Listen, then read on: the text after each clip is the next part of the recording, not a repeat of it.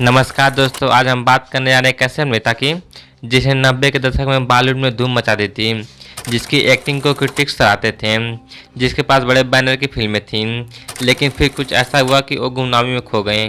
जी हाँ, हम बात कर रहे हैं विनोद खन्ना के बेटे अक्षय खन्ना की। क्या था उनके करियर का उतार चढ़ाव, क्यों एक टैलेंटेड एक्टर आज इंडस्ट्री से दूर है, और क्या 2024-25 में उन्होंने फिर से बड़े पर्दे पर कमबैक किया। तो चलिए शुरू करते हैं ये पूरी कहानी। अक्षय खन्ना का जन्म 28 मार्च 1975 को मुंबई में हुआ था। वो बॉलीवुड के सुपरस्टार विनोद खन्ना और गीतांजलि खन्ना के बड़े बेटे हैं। विनोद खन्ना 70 और 80 के दौर में सबसे हैंडसम और टैलेंटेड एक्टर में से एक थे। अमिताभ बच्चन के साथ उनकी जोड़ी मशहूर थी। तो अक्षय के ऊपर शुरू से ही एक्सेप्टेशन का दबाव था। अक्षय बचपन से ही काफ़ी शर्मीले, अंतर्मुखी और सेंसिटिव स्वभाव के थे। दोस्तों के साथ ज़्यादा घुलते मिलते नहीं थे। किताबें पढ़ना और अकेले रहना पसंद करते थे। उन्होंने अपनी शुरुआती पढ़ाई मुंबई के प्रतिष्ठित किशनचंद चलाराम कॉलेज से की। बाद में वो अमेरिका चले गए और school of visual art New York से फिल्म मेकिंग की पढ़ाई की। दिलचस्प बात यह है कि अक्षय कभी एक्टर बनना नहीं चाहते थे। उनका सपना था डायरेक्टर या फिल्म मेकर बनने का, लेकिन किस्मत को कुछ और ही मंजूर था। 1997 में अक्षय खन्ना ने अपने भाई राहुल के साथ फिल्म हिमालय पुत्र से डेब्यू किया। इस फिल्म को बनाया था पंकज पराशर ने, लेकिन फिल्म बॉक्स ऑफिस पर बुरी तरह फ्लॉप रही। न तो क्रिटिक्स ने पसंद किया न ही ऑडियंस ने। इस फेलियर के बाद अक्षय को काफ़ी निराशा हुई, लेकिन पिता विनोद खन्ना ने हिम्मत दी और कहा कि एक फिल्म से करियर नहीं बनता। फिर 1997 में आई जेपी दत्त की महत्वाकांक्षी फिल्म बॉर्डर। यह फिल्म 1971 के लोंगेवाला की लड़ाई पर आधारित थी। इंसेम्बल कास्ट थी, सनी देओल, सुनील शेट्टी, जैकी श्रॉफ, अक्षय खन्ना और कई बड़े नाम। भले ही एक मल्टी स्टारर फिल्म थी, लेकिन अक्षय की सेंसिटिव परफॉर्मेंस को लोगों ने नोटिस किया। उन्होंने एक जवान सिपाही का किरदार निभाया था, जिसकी शादी हाल में ही हुई है। उनके इमोशनल सीन्स काफ़ी टचिंग थे। फिल्म सुपरहिट रही, लेकिन अक्षय को अभी भी असली पहचान नहीं मिली थी। इसके बाद सन 2000 में आई मोहब्बतें। यह फिल्म अक्षय के करियर का सबसे बड़ा टर्निंग पॉइंट साबित हुई। आदित्य चोपड़ा के इस मल्टी स्टार रोमांटिक ड्रामा में अमिताभ बच्चन थे, शाहरुख खान थे और 6 नए चेहरे थे।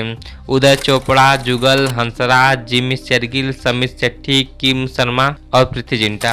अक्षय खन्ना ने करनाथ की भूमिका निभाई, एक रोमांटिक इमोशनल लड़का जो अपने प्यार की मोहब्बत के लिए सब कुछ करने को तैयार है। फिल्म ने बॉक्स ऑफिस तड़का मचा दिया, 90 करोड़ से ज़्यादा कमाई की और साल की सबसे बड़ी हिट बनी। अक्षय को रातों रात स्टारडम मिल गया, लड़कियां उनकी दीवानी हो गईं। हर प्रोड्यूसर उनके साथ काम करना चाहता था। फिल्म को फिल्म फेयर सहित कई अवार्ड मिले। वो दौर अक्षय खन्ना के करियर का सुनहरा दौर था।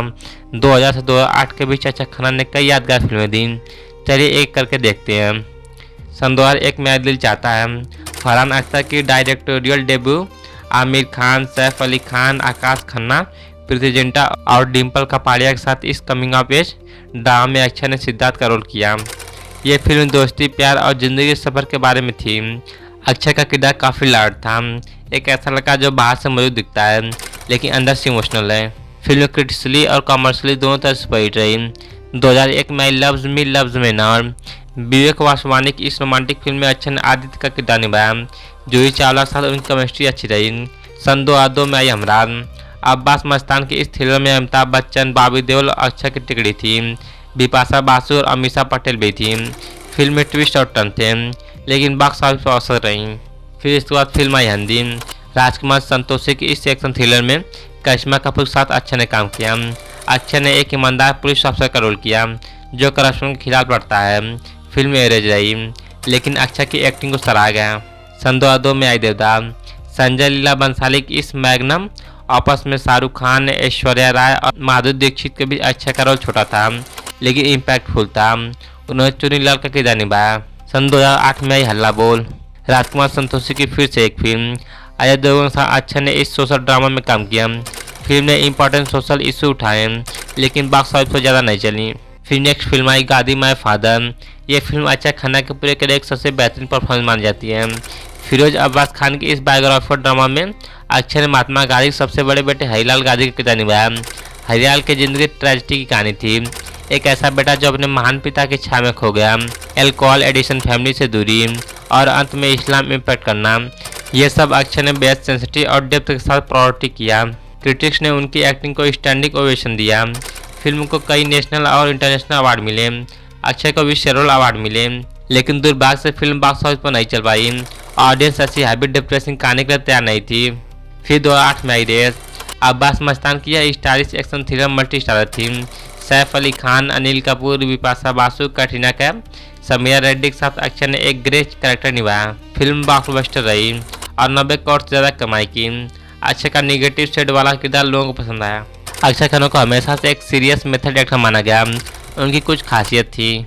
इमोशनल डेप्थ, अक्षय के पास किसी भी इमोशन को गहराई से प्रॉपर्टी करने की अमेजिंग कैपेबिलिटी थी। चाहे वो प्यार हो, दर्द हो, गुस्सा हो या निराशा, वो हर भावना को ऑथेंटिक तरीके से दिखाते थे। आइज की एक्टिंग, उनकी सबसे बड़ी ताकत थी उनकी आंखें। बिना डायलॉग बोले हुए अपनी आंखों से पूरी कहानी बयान कर देते हैं। गादी माई फादर में इसकी कई एग्जाम्पल हैं। कैरेक्टर प्रिपरेशन, अक्षय हर रोल के इंटेंस प्रिपरेशन करते हैं। वो कैरेक्टर को समझने के लिए महीनों लगा देते हैं। नेचुरल स्टाइल, उनकी एक्टिंग कभी फास्ट या ओवर द टॉप नहीं लगती थी। बहुत नेचुरल अफोर्डेबल था उनका स्टाइल। वर्साटिलिटी, रोमांस से लेकर इंटेंस ड्रामा तक, नेगेटिव रोल से लेकर कॉमेडी तक वो हर तरह का रोल कर सकते थे। फिल्म क्रिटिक्स ने हमेशा कहा कि अगर अक्षय को सही स्क्रिप्ट मिल जाती तो आज के दौर के सबसे बड़े एक्टर में होते हैं। 2008 और 2009 के बाद अक्षय करियर धीरे धीरे डाउनफॉल की ओर बढ़ने लगा। इसके कई कारण थे। फिल्मों का गलत चुनाव, अक्षय लगातार कई फिल्में ऐसी साइन की जो या तो अधूरी रह गई या बॉक्स ऑफिस पर बुरी तरह फ्लॉप हुई। 2010 में नो प्रॉब्लम, अनीस बज्मी की यह कॉमेडी फिल्म थी जिसमें अनिल कपूर, संजय दत्त, बिपाशा बासु और कंगना रनावत थी। फिल्म बुरी तरह फ्लॉप रही। 2011 में आई अजान, इस एक्शन थ्रिलर में लीड रोल था लेकिन फिल्म किसी को पसंद नहीं आई। 2012 में आई गली गली चोर है, रूमी जेफरी की यह सोशल स्टाइल भी नहीं चली। इन फिल्मों से प्रोड्यूसर को भारी नुकसान हुआ और धीरे धीरे अक्षय को अच्छी फिल्में मिलनी बंद हो गई। अक्षय का स्वभाव ऐसा था कि वो कभी मीडिया के सामने ज़्यादा कंफर्टेबल नहीं थे। वो फिल्म प्रमोशन में इंटरेस्ट नहीं लेते, आवाज शो और पार्टी में रियली दिखते थे। सोशल नेटवर्किंग और पीआर एक्टिविटीज से दूर रहते थे। मीडिया इंटरव्यू देने से बचते थे। बॉलीवुड में out of sight out of mind का रूल है, जो दिखता है वही बिकता है। लेकिन अक्षय इन सबसे हमेशा अनकंफर्टेबल है। 2008 के बाद रणबीर कपूर, रणबीर सिंह, अर्जुन कपूर जैसे एनर्जेटिक और मीडिया सभी नए एक्टर आ गए। उनके पास बेटर पीआर टीम थी, सोशल मीडिया प्रेजेंट था और वो ऑडियंस के साथ कनेक्ट कर रहे थे। अक्षय इस कंपटीशन में पीछे छूटते चले गए। इंडस्ट्री में कई स्टोरीज आने लगी। अक्षय शूटिंग पर इरेगुलर है, कभी कभी बिना बताए शूटिंग मिस कर देते हैं। मूड स्विंग की समस्या है। डायरेक्टर और को स्टार साथ कोऑर्डिनेशन में दिक्कत होती है। ये सब चीज़ें उनकी प्रोफेशनल रेपुटेशन को नुकसान पहुंचा रही थी। बाद में ये भी सामने आया कि अक्षय को साथ कुछ मेंटल हेल्थ इशू थे, डिप्रेशन और एंग्जाइटी के सिम्टम्स दिखते थे।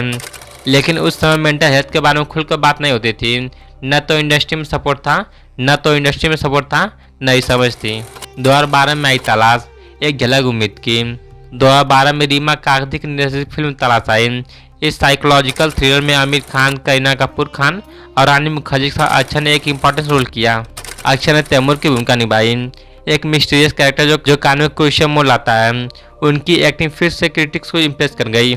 फिल्म कमर्शियल सक्सेसफुल रही और क्रिटिकली भी एक्लाइम्ड थी। लोगों को लगा कि शायद अक्षय का सेकंड इनिंग शुरू हो गया है, लेकिन ऐसा नहीं हुआ। इसके बाद फिर सन्नाटा छा गया। 4 साल तक अक्षय किसी भी बड़ी फिल्म में नहीं आए।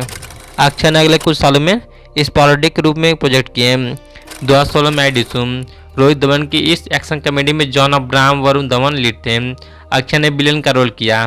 फिल्म का प्रीमाइज था कि इंडिया पाकिस्तान क्रिकेट सीरीज के दौरान इंडिया का स्टार बैट्समैन किडनैप हो जाता है। अक्षय का कैरेक्टर इसके बिहाइंड था। रोल निगेटिव था लेकिन स्क्रीन टाइम लिमिटेड था। फिल्म बॉक्स ऑफिस एवरेज आई लेकिन 75 करोड़ कमाई हुई।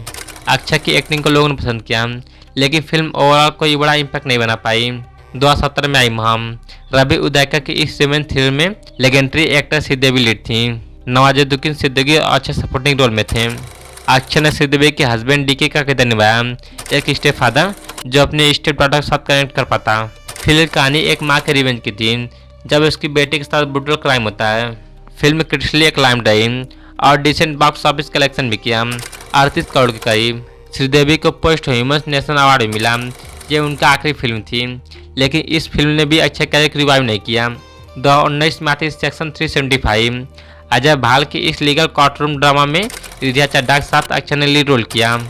फिल्म एक रेप केस के अराउंड घूमती रही और उसके लीगल और मोरल कॉम्प्लेक्सिटीज को एक्सप्लोर करती रही। अक्षय ने तरुण सलूजा कैरेक्टर प्ले किया, एक सक्सेसफुल फिल्म डायरेक्टर जिस पर उनके असिस्टेंट के रेप का आरोप लगता है। फिल्म बहुत वेल मेड थी और राज करती थी। Important question about consent, power dynamic और जस्टिस सिस्टम। क्रिटिक्स ने फिल्म को अच्छे रिव्यू दिए और अक्षय को नॉनसेंस परफॉर्मेंस को खूब सराहा, लेकिन कमर्शियल तौर पर फिल्म बहुत बड़ी हिट नहीं बनी। केवल 21 करोड़ के आसपास कलेक्शन हुआ। हैवी सब्जेक्ट मैटर की वजह से मास ऑडियंस ने अवॉइड किया। फिर भी ये साबित हुआ कि अक्षय अभी भी पावरफुल परफॉर्मेंस दे सकते हैं अगर उन्हें सही मटेरियल मिले। जब थिएरेटिकल रिलीज काम नहीं कर रहे थे तो अक्षय ने OTT प्लेटफॉर्म की तरह रुख किया। 2023 में the romantic documentary Yash Raj film के 50 ईयर पर नेटफ्लिक्स ने एक 4 पार्ट डॉक्यूमेंट्री सीरीज बनाई, जिसमें इंडस्ट्री के कई बड़े नाम अपीयर थे। अक्षय भी इसमें नजर आए और उन्होंने YRF जर्नी के बारे में बात की, स्पेशली मोहब्बतें के बारे में। उन्होंने खुलकर बात की कैसे उस फिल्म ने ओवरनाइट हिट बना दिया और फिर क्या चुनौतियाँ आई। 2023 में वेब सीरीज द फ्लुएंसर नीरज पांडे ने इस एक्शन थ्रिलर वेब सीरीज को डायरेक्ट किया, जो डिज्नी प्लस हॉटस्टार पर रिलीज हुई। अनुपम खेर और मोहित रैना के साथ अक्षय ने एक इम्पॉर्टेंट रोल प्ले किया, एक एक्स स्पेशल ऑफिसर की जो एक इंडियन गर्ल्स को वार टाउन और सरिया से रेस्क्यू करने जाता है। अक्षय ने खान का कैरेक्टर निभाया। उनका परफॉर्मेंस इंटेंस और ग्रिपिंग था। सीरीज को मिक्स रिवाइव मिले, लेकिन अक्षय के कमबैक को लेकर एक्साइटेड थे। 2025 में द बिग रिटर्न छावा सबसे चर्चित कमबैक फिल्म पर। छावा एक हिस्टोरिकल एपिक है जो महान मराठा योद्धा छत्रपति संभाजी महाराज की कहानी पर आधारित है। फिल्म को डायरेक्ट किया लक्ष्मण उटेकर ने, जिन्होंने पहले मिमी और लुका छुपी जैसे सक्सेसफुल फिल्में बनाई है। स्टार कास्ट विकी कौशल छत्रपति संभाजी महाराज के रूप में, रश्मिका मंदाना यशुबाई के रूप में, अक्षय खन्ना औरंगजेब के रूप में। अक्षय का किरदार था औरंगजेब। अक्षय ने मुगल बादशाह औरंगजेब का किरदार निभाया और ये कोई साधारण विलन नहीं है। औरंगजेब इतिहास से पावरफुल रूलर और कॉम्प्लेक्स रूलर में से एक थे। एक ऐसा कैरेक्टर जो पॉलिटिकली ब्रिलियंट था, मिलिट्री सेवर था, लेकिन साथ ही क्रूर और इंट्रोल भी था। अक्षय के लिए परफेक्ट रोल था। डायरेक्टर लक्ष्मण उटेकर ने एक इंटरव्यू में कहा उनकी आज में जो इंटेंसिटी है वो औरंगजेब के कैरेक्टर के लिए परफेक्ट था। फिल्म का स्केल छावा एक मैसिव प्रोडक्शन है, 200+ करोड़ का बजट, ग्रैंड वाटर स्कॉन, VFX और प्रोडक्शन डिजाइन और हैवी इन्वेस्टमेंट। फिल्म 14 फरवरी 2025 को वैलेंटाइन डे पर रिलीज हुई। ओपनिंग डे कलेक्शन लगभग 12 से 15 करोड़। बॉक्स ऑफिस परफॉर्मेंस एक वीक में लगभग 70 से 80 करोड़ रुपया, सेकेंड वीक में 40 से 50 करोड़। सोशल मीडिया फैन का रिएक्शन ओवरवेलिंग रहा। ट्विटर एक्स पर trending. Akshaye Khanna bag best Akshaye Khanna scenes for Chhaava, millions of views. Director Rohit Shetty, producer Rohit Shetty, picture Reliance Entertainment. ये पहली बार है कि जब अक्षय खन्ना रोहित शेट्टी के साथ काम कर रहे हैं। हालांकि ऑफिशियल प्लॉट रिवील नहीं हुआ, लेकिन इंडस्ट्री सोर्स के मुताबिक धुरंधर एक कॉप इन्वेस्ट फिल्म है। धुरंधर ने बॉक्स ऑफिस पर 1200 करोड़ का क्रॉस कमाई की। अक्षय खन्ना विवाहित हैं, उन्हें कभी शादी नहीं की। इंडस्ट्री में उनके कई अफेयर के पार हैं, लेकिन कभी कुछ कंफर्म नहीं हुआ। रिया सेन, आयशा जलूका जैसे नामों से उन्हें जोड़ा गया, लेकिन अक्षय ने हमेशा अपनी पर्सनल लाइफ को प्राइवेट रखा। अक्षय कहानी में सिखाते हैं कि अपने परेशानियों से दूर मत भागो, उन्हें डट का सामना करो। तो दोस्तों, अगर यह वीडियो आपको अच्छी लगी तो लाइक करें, शेयर करें और चैनल को सब्सक्राइब करना ना भूलें। मिलते हैं अगली वीडियो में एक नए टॉपिक के साथ। धन्यवाद।